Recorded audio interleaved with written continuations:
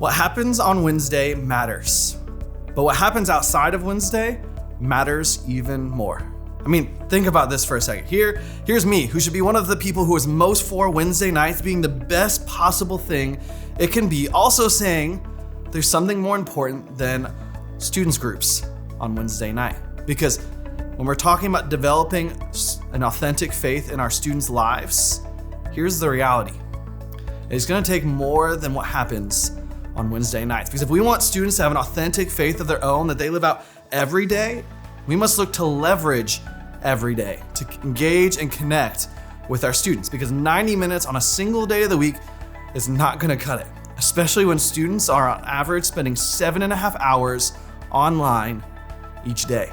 Now, I don't think you have 7.5 hours each day to spend with our students, but there has to be something that we can do to help students develop an authentic faith of their own. And it's not just gonna be another program or another gathering, it's gonna take you having relationships with your students that goes beyond just Wednesday. And so you might be asking, what does that look like? And it all starts by being personal. Not to be confused with the lead small principle, make it personal. Being personal is the opposite of shallow.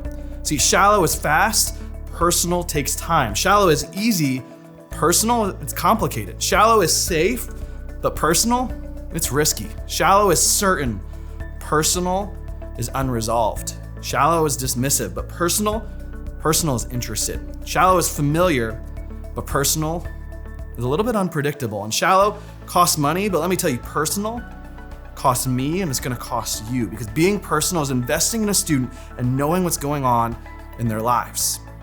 In the book, It's Personal, where we're taking this content from Virigina Ward, Reggie Joiner, and Kristen Ivy, lay out 5 questions that when we know the answers to them can change the trajectory of a student's life forever. See, the first 2 questions focus on content, the next 2 questions involve their context, and the last question will speak to a student's potential. See, everybody needs somebody who knows the answer to "Do you know my name?" See, that's the first question, and it matters to know students' names, to learn their first name, learn their last name. It gives them honor and value, which leads us to our second question: do you know what matters to me? Because if students are gonna matter in our own lives, we need to be able to know what interests them, what matters to them, what clubs they're a part of, what's going on in their life, so we can communicate their worth to them.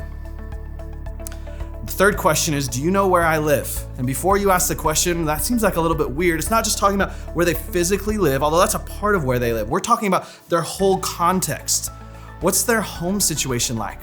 Where do they spend their time? It really helps us to begin to practice empathy when we know what's going on in their lives, which is another question that speaks to context. The fourth question, do you know what I've done? And this speaks to forgiveness, because let's be honest, we all need someone who knows what we've done. And that is one way that Jesus models forgiveness to everyone, and we can have a chance to be able to follow Jesus and model forgiveness to our students. And that leaves us with our last question: do you know what I can do?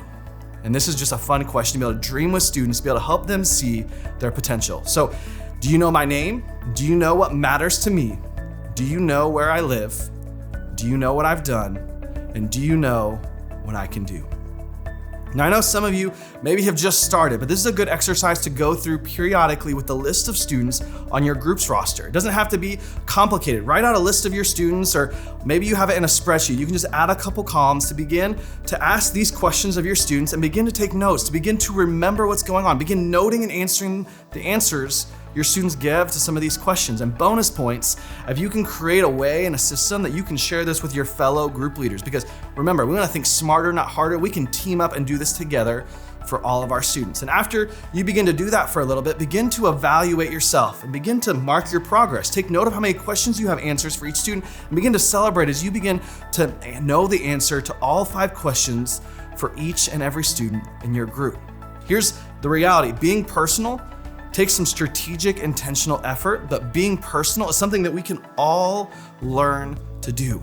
And just imagine how much of an impact we can have if every single student in Mountain Students, if every single student that walked into students groups had someone from our team that knew the answer to each of those 5 questions. So here's the challenge for you. Start with someone. Keep it simple. Begin to think about ways that you can connect with students in your average everyday life. Maybe it involves having a conversation right after students group with one student each week where you begin to know those answers. Maybe it's beginning to go to their games or plays and beginning to grab food or ice cream afterwards. Maybe it's beginning to know when their birthdays are and remembering them and celebrating them with a physical note or together as a group. It could be knowing when they have a test and begin to pray with them by shooting a text prayer, or maybe even praying with them on FaceTime the night before a test, or maybe it's even dropping a gift off on their front porch. The reality is, if we want to be able to be personal and not shallow, it's going to take some effort, but there's so many ways that we can start, and it just starts with someone. And this is something that's happened even in my own life. When I think back to middle school and high school for me, there was this guy named Rich Walburn. He was just one of the mailmen in our area, but he was also a group leader in our ministry. And Rich made a difference because he knew my name. He knew what matters to me. He knew where I lived. He knew what I did. He also knew what I could do. And it's because of Rich being personal in my life that I have a chance to be able to do this today. And just imagine what it would look like if we were able to do this for all of our students. Because what happens on Wednesday matters. But what happens outside of Wednesday matters even more.